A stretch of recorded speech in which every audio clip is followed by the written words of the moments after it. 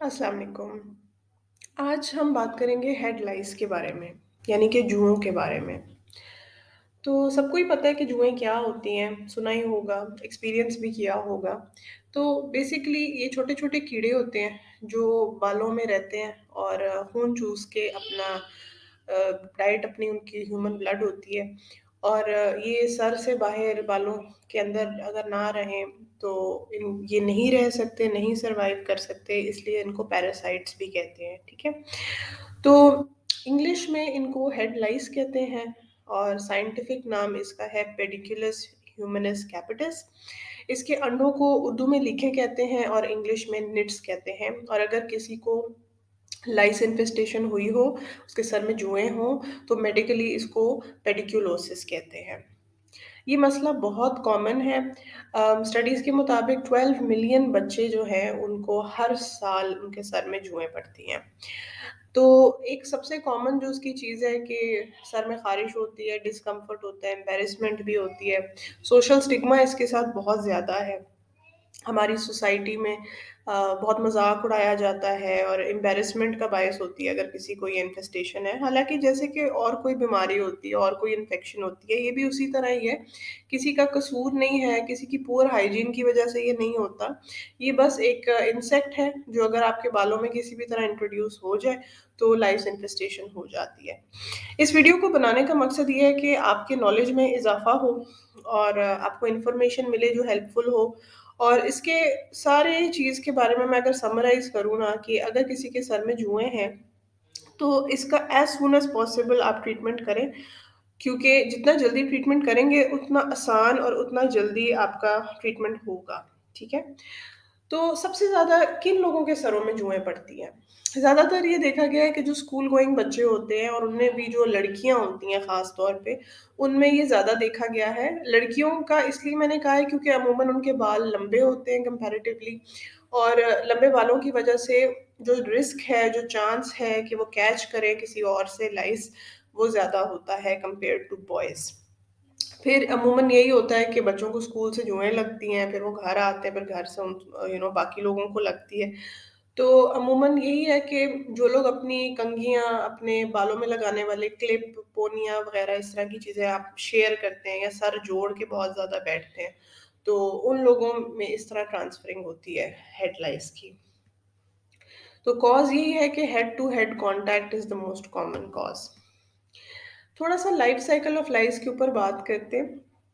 तो जो लाइस होती हैं ना, आपने अक्सर देखा होगा कि एडवर्टाइज़मेंट होती है डिफरेंट साइट्स पे कि हमारा प्रोडक्ट इस्तेमाल करें, एक दफ़ा सर वॉश करें, तो आपका छुटकारा हो जाएगा जुओं से, लीखों से।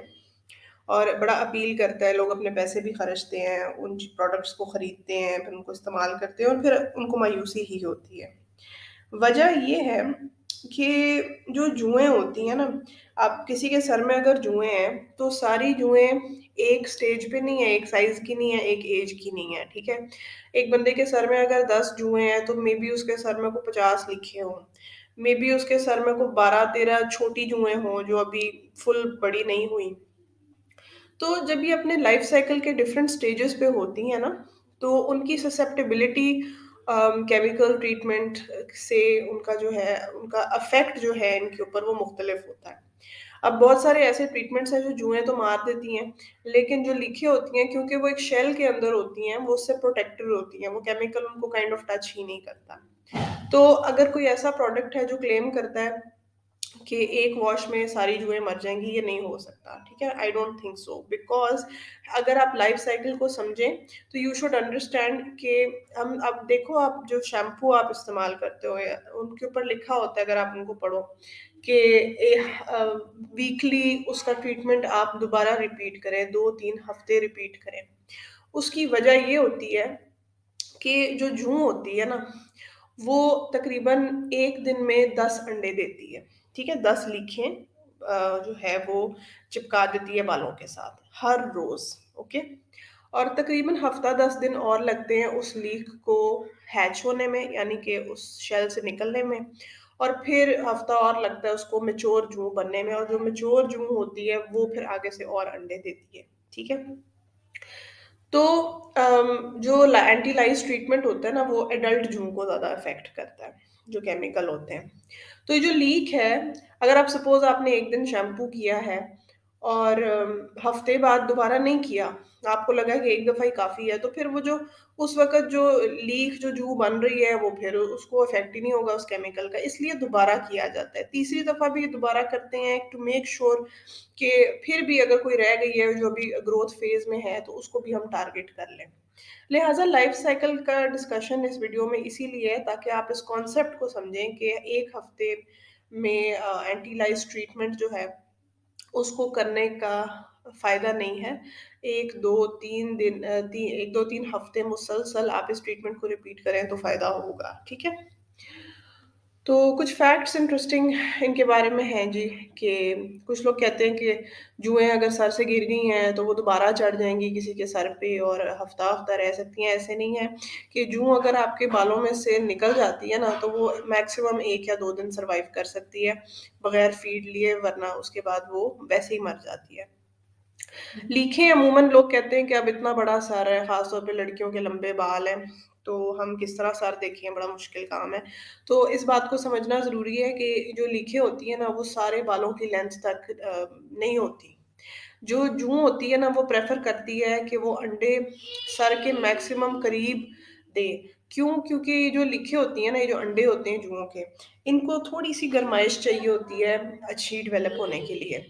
तो आप देखेंगे कि ऐसा सर देखना जो है ना, आप आधी आपकी टेंशन इस बात से ख़त्म हो जाएगी कि लीखें अमूमन जो सर के करीब जो बालों की जो रूट्स होती हैं ना, वहाँ पे ज़्यादा डिपॉज़िट की जाती हैं।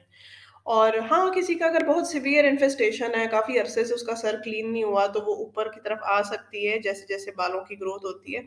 लेकिन अगर न्यू इन्फेस्टेशन है, तो आप इस बात को समझें कि सर के मैक्सिमम करीब देखें और उसके अलावा ये कि जो कान की जो पीछे वाली साइड है ना, जैसे ये तस्वीरों में नज़र आ रहा है, ये भी एक कॉमन स्पॉट है, यहाँ पे ज़्यादा लीखें होती हैं और जो गर्दन जहाँ से शुरू होती है ना, जो बालों का एंड है, वहाँ पे भी वो स्पॉट भी जो है एक कॉमन स्पॉट है ज़्यादा लीकों का।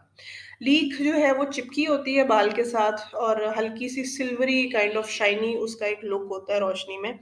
तो उसमें और डैंड्रफ में भी कुछ लोग कन्फ्यूज़ होते हैं कि डैंड्रफ और लीक में क्या फ़र्क है?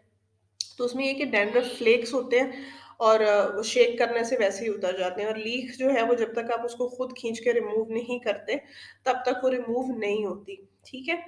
फिर जो ख़ारिश होती है ना जुओं की वजह से, उसकी वजह ये है कि जब जूं जो है वो खून चूसती है ना, तो उसकी जो थूक के अंदर है कुछ केमिकल्स होते हैं और प्लस जो वेस्ट वो प्रोड्यूस करती है ना, ये दोनों चीज़ें हमारी स्किन के लिए इरिटेटिंग साबित होती हैं और उससे एक एलर्जिक रिएक्शन हो जाता है, जिसकी वजह से ख़ारिश होती है और इरिटेशन होती है। जिन लोगों के सर में बहुत ज़्यादा जुएँ होती हैं और बहुत अरसे से उसको मैनेज नहीं किया जा रहा होता, तो समटाइम्स उनको बुखार भी हो सकता है, बहुत ज़्यादा रैश और एक्सट्रीम किस्म की ख़ारिश और रेडनेस हो सकती है। उनके कानों के पीछे जो हदूद होते हैं, वो थोड़े से फूल जाते हैं, जैसे मटर के दाने नहीं होते? अगर आप फ़ील करें ना, तो छोटे-छोटे गोल-गोल बम्प्स से फ़ील हो रहे होते हैं। गर्दन में भी हो सकते हैं और कान के पीछे भी हो सकते हैं, ठीक है? घबराने की बात नहीं है, जब इन्फेक्शन क्लियर हो जाएगी, तो वो चीज़ें भी ठीक हो जाएँगी।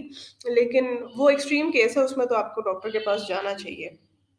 एनीवे, तो और भी कुछ बात है, कुछ लोग कहते हैं कि हमें समझ नहीं आती कि एंटी लाइस ट्रीटमेंट से फ़र्क पड़ा है कि नहीं, जूं मरी है कि नहीं, जूं तो नज़र आ रही है। तो एक आसान सी टिप ये है कि जब जूं को निकाल रहे होते हैं या लीक को निकाल रहे होते हैं, तो उसको 2 नाखूनों के दरमियान मसल के एक उसको किलिंग का एक कॉमन तरीका है, आपने देखा ही होगा। तो अगर तो एक आवाज़ आती है ना, पॉपिंग साउंड आती है, तो इसका मतलब है कि वो ज़िंदा है और अगर पॉपिंग साउंड नहीं आती, इसका मतलब है कि वो ऑलरेडी डेड है।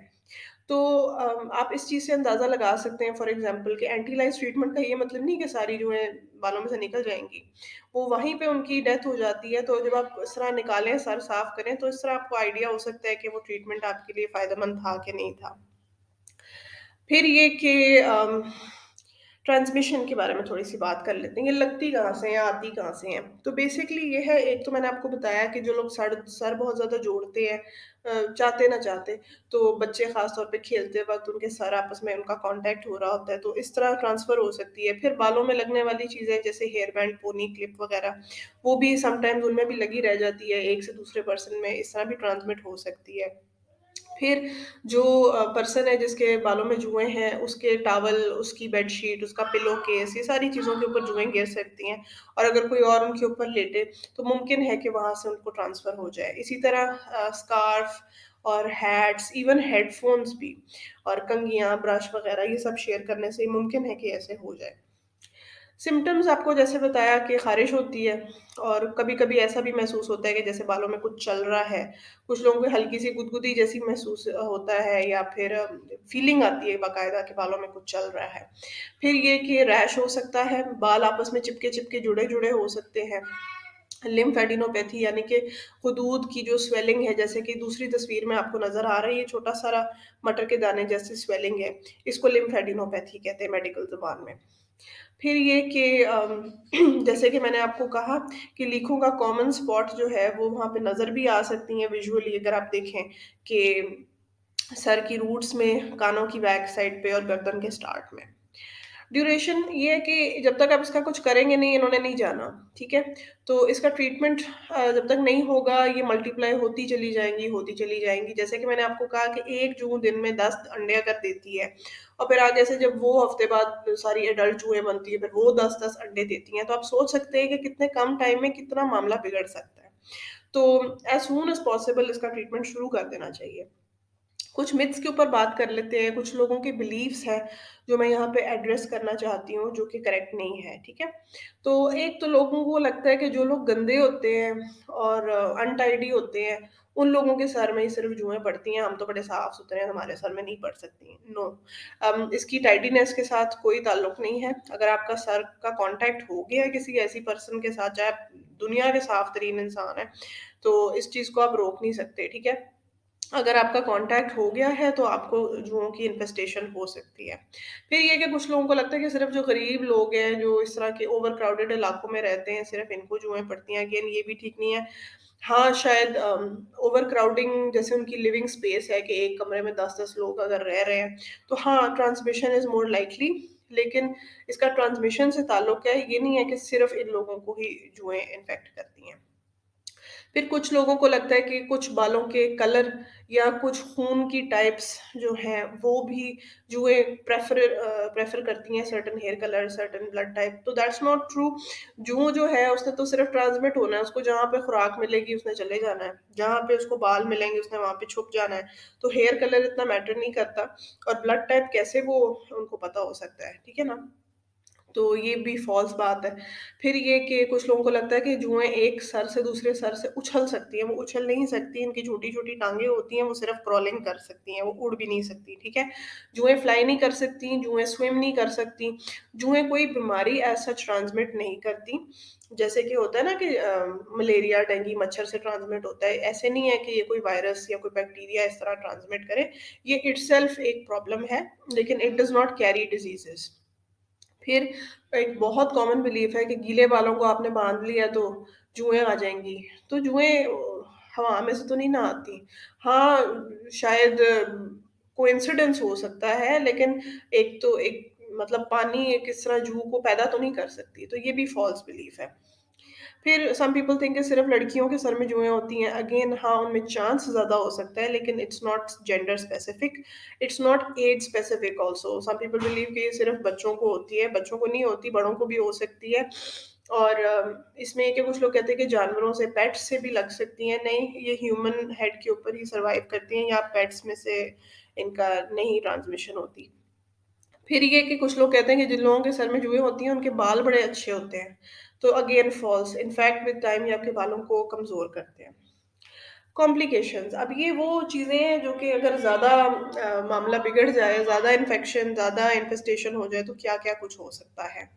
इन्फेक्शन हो सकती है जी। वो कैसे हो सकती है कि अगर आप बार-बार ज़ाहिर है जुएँ ज़्यादा है, आपको ख़ारिश हो रही है, आप ज़्यादा-ज़्यादा ख़ारिश करेंगे, आपकी जिल्द के ऊपर हल्के-हल्के ज़ख्म बनने शुरू होंगे ख़ारिश करने से। उन ज़ख्मों से ये होगा कि बैक्टीरिया आपके ब्लड स्ट्रीम में आ सकते हैं और इन्फेक्शन हो सकती है। लिम्फेडिनोपैथी हो सकती है, यानी कि वो दूध की स्वेलिंग जो है आपकी गर्दन में, आपके सर में डिफरेंट स्पॉट्स के ऊपर वहाँ पे स्वेलिंग हो सकती है। एक प्रॉपर एलर्जिक रिएक्शन हो सकता है, एक्ज़िमा हो सकता है बहुत ज़्यादा ख़ारिश से और स्किन की इन्फ्लेमेशन से। बुखार चढ़ सकता है, मुसलसल सर में दर्द रह सकती है और बाल बहुत ज़्यादा जुड़े-जुड़े और चिपके-चिपके रह सकते हैं और फिर बहुत अरसा किसी के सर में जुएँ हों तो उसके अंदर उसका हीमोग्लोबिन भी लो हो सकता है, एनीमिया हो सकता है उसको। अब हम इसके इलाज की बात करते हैं जी। तो इलाज बहुत ही कॉमन सेंस वाला भी है और आज़मूदा भी है, बहुत सारे लोगों को पता भी है इसके बारे में। तो इसमें आ जाता है सबसे पहले तो physical method, practical method, mechanical method. तो इसका सिंपल अल्फाज़ में ये मतलब है कि आपको कोई दवाई, कोई शैम्पू, कोई प्रोडक्ट नहीं चाहिए। सिर्फ़ आपको एक कंघी चाहिए और अपने आँखें चाहिए, ठीक है?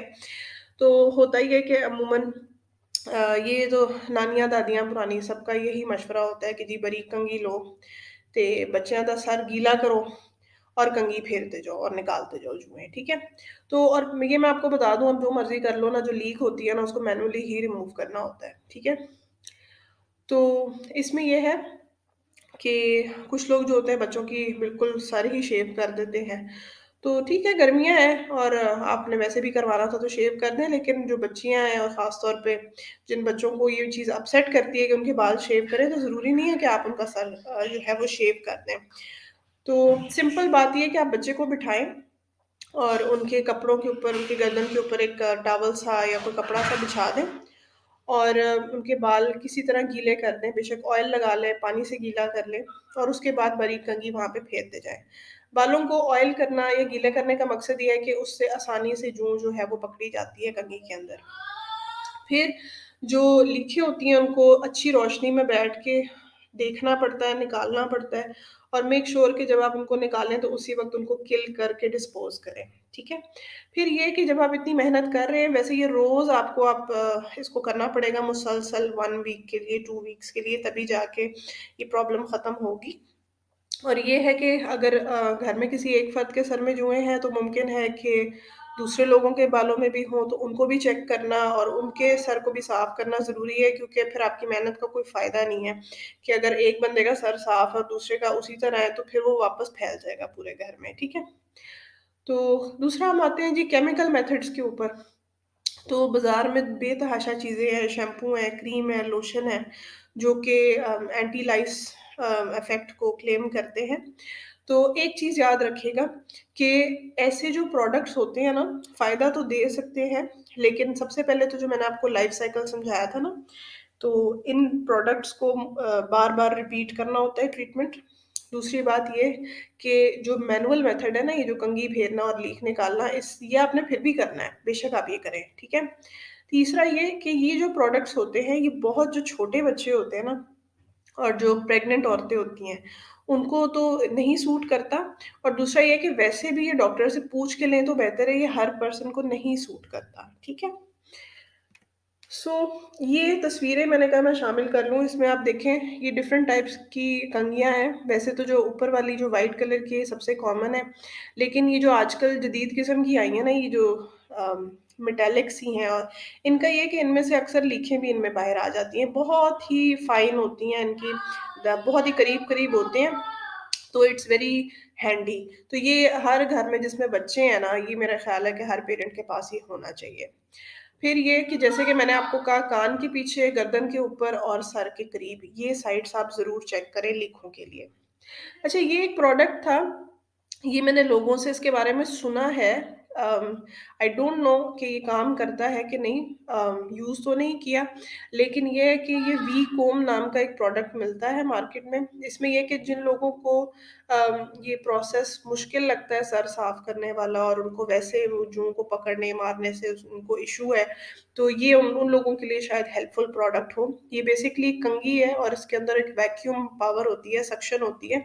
तो इसको बालों में फेरें तो जूं जो होती है वो कैप्चर हो जाती है अंदर, फ़िल्टर पेपर के अंदर। तो आई डोंट नो ये कितनी इफ़ेक्टिव है, लेकिन ये भी एक प्रोडक्ट है तो मैंने सोचा इस वीडियो में इसको शामिल कर लूँ। अच्छा, डॉक्टर के पास कब जाना चाहिए? पहली बात तो ये कि जो डॉक्टर है, जो इस मसले के लिए एप्रोप्रिएट है, वो है डर्मेटोलॉजिस्ट, क्योंकि डर्मेटोलॉजिस्ट सिर्फ़ स्किन के डॉक्टर नहीं होते, बालों के और नाखून के जो मसाइल होते हैं, वो भी वही देखते हैं। वो आपको अच्छी गाइडेंस दे देंगे कि आपके केस में क्या मैनेजमेंट करनी चाहिए। क्या आपको केमिकल ट्रीटमेंट या आपको दवाइयाँ लेने की ज़रूरत है या नहीं? तो अगर तो एक बहुत ज़्यादा रैश हो गया है या बुखार चढ़ गया या बच्चा अनवेल आपको लग रहा है, बच्चा ठीक नहीं लग रहा और आपको लग रहा है कि बच्चा कमज़ोर है, खून की कमी है उसको, तो आप डॉक्टर को दिखाएँ। या उसके अगर आपको लग रहा है कि लिम्फ नोड्स स्वोलन हुए हुए हैं, जो स्वेलिंग हुई हुई है, तो वो भी आप ज़रूर दिखाएँ। या आपने जितनी मर्ज़ी कोशिश कर ली है, घर में आपसे नहीं साफ़ हो रहा सर, तो आप डॉक्टर को कंसल्ट करें। डॉक्टर क्या करेंगे अमूमन तो सिर्फ़ उसको देखना ही काफ़ी है डॉक्टर के लिए टू कन्फर्म द डायग्नोसिस। तो डॉक्टर आपको लोशन, शैम्पू या ओरल मेडिकेशन दे सकते हैं depending on your case and patients age. और इसमें सबसे ज़रूरी बात ये है कि डॉक्टर जो भी आपको दे ना वो जो अंदाज़ है उसको लेने का और कितनी दफ़ा उसको लेना है और फ़ॉलो अप कब करना है, इन चीज़ों पे प्लीज़ ख़ास ध्यान दें, ठीक है? बाकी ये कि बुखार के लिए, दर्द के लिए और ख़ारिश के लिए डॉक्टर अलग दवाइयाँ प्रिस्क्राइब कर सकते हैं। डायग्नोसिस समटाइम्स एक ब्लू सी लाइट होती है, वो उसके साथ भी डॉक्टर समटाइम्स देख लेते हैं, तो लीखें इसमें चमकने लग जाती हैं, तो डॉक्टर को आइडिया हो जाता है कि इन्फेस्टेशन है। और जैसे कि मैंने आपको बताया कि डैंड्रफ में और लीखों में जो फ़र्क होता है कि डैंड्रफ जो होता है वो येलो और वाइट सा होता है, थोड़ा-सा बड़ा होता है और ग्रीसी बालों में अमूमन ज़्यादा होता है और शेक करें बाल तो वो गिर जाते हैं और लाइस जो है वो ऐसी नहीं है। जूं जो होती है वो ब्राउन या ब्लैक होती है और लीफ जो है वो सिल्वर टाइप की होती है और ख़ारिश होती है और ये शेक करने से बाल बाहर नहीं आती। मेडिकल ट्रीटमेंट की मुख्तलिफ प्रोडक्ट्स हैं मार्केट में जो अवेलेबल हैं, ये आप देख सकते हैं। सो इसमें पायरेथ्रिन, परमेथ्रिन, मेलाथायोन, आइवरमेक्टिन वगैरह-वगैरह जैसी चीज़ें हैं। तो ज़ाहिर है आपको मैं डिटेल तो इसकी नहीं बता सकती, बहुत लंबी हो जाएगी वीडियो लेकिन ये बता सकती हूँ कि सबसे कॉमन ये परमेथ्रिन मिलती है। ये 1% और 5% दोनों स्ट्रेंथ्स में मिलती है। फिर मेलाथायोन है, ये इतना यहीं यूज़ होता है क्योंकि ये फ्लेमेबल भी है, इसकी स्ट्रॉन्ग सी स्मेल है और ये यंग और प्रेग्नेंट पेशेंट्स के लिए एप्रोप्रिएट नहीं है। आइवरमेक्टिन के लोशन होते हैं 0.5% और ओरल भी होता है, लेकिन oral is not suitable for young and underweight patients और इसके साइड इफ़ेक्ट्स काफ़ी सीरियस हो सकते हैं। बेंज़ाइल अल्कोहल दे सकते हैं यंग पेशेंट्स को, लेकिन ये स्किन को इरिटेट कर सकता है। स्पाइनोसाइड लोशन है, ये यंग पेशेंट्स में दे सकते हैं, थोड़ा-सा एक्सपेंसिव होता है। फिर ओरल आइवरमेक्टिन जैसे मैंने कहा वो भी हो सकती है।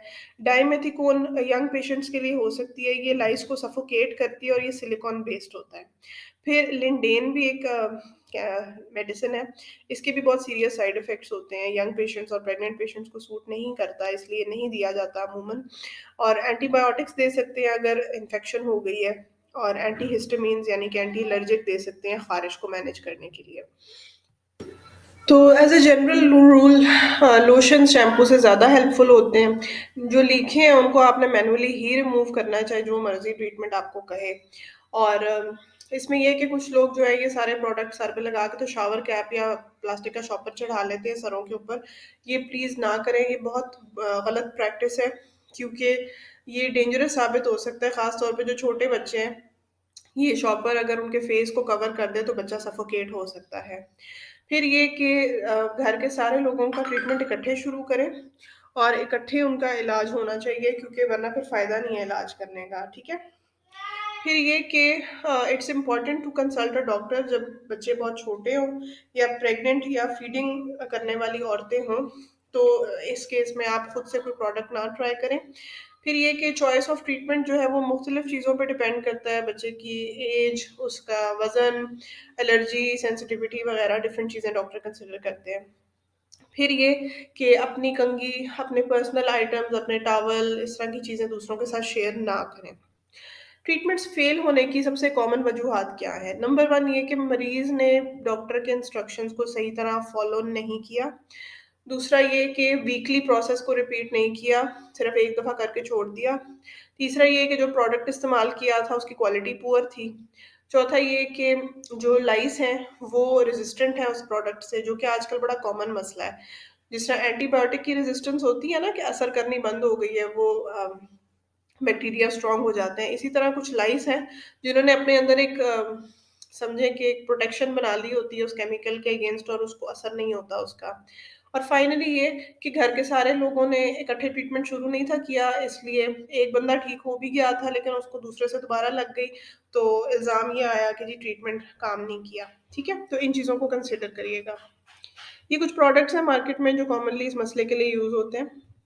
इम्पॉर्टेंट मैसेज ये है जी कि इसके साथ जो सोशल स्टिग्मा है, इसको ख़त्म करें। लोगों को शेम ना किया करें अगर उनके सर में जुएँ हैं, आपको पता चल गया तो उनका मज़ाक उड़ाने के बजाय उनको आप एडवाइस कर सकते हैं कि इस मसले का हल किस तरह करें और उनके साथ आप थोड़ा-सा सोशल डिस्टेंस कर सकते हैं बगैर उनको एम्बैरेस किए। ठीक है?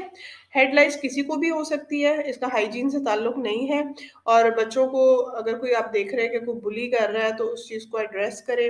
और स्कूल में अगर आपको पता है कि किसी बच्चे के सर में जुएँ हैं, तो पोलाइटली बगैर उसका नाम लिए या इस तरह आप बाकी पेरेंट्स को नोटिफ़ाई कर सकते हैं कि अपने-अपने बच्चों के सर आप टाइम से चेक कर लें, क्योंकि क्लास में किसी बच्चे के सर में जुएँ हैं, तो आप इसको कैच कर लें इस मसले को टाइम से, ठीक है? तो there is a nice way to go about this problem. Outlook ये है कि ट्रीटमेंट इसका पॉसिबल है, मेहनत करनी पड़ती है लेकिन हो जाता है। और दूसरा ये कि ये किसी को कभी भी हो सकता है, दोबारा इसका होना बहुत कॉमन है, इसलिए थोड़ी-सी सोशल डिस्टेंसिंग बच्चों को एडवाइस किया करें कि बहुत ज़्यादा सर जोड़ के दूसरों के साथ ना बैठा करें, ठीक है? और अपने सर को कवर कर लिया करें, दुपट्टा, स्कार्फ़ ख़ास तौर पे लड़कियों के लिए हेल्पफुल होता है।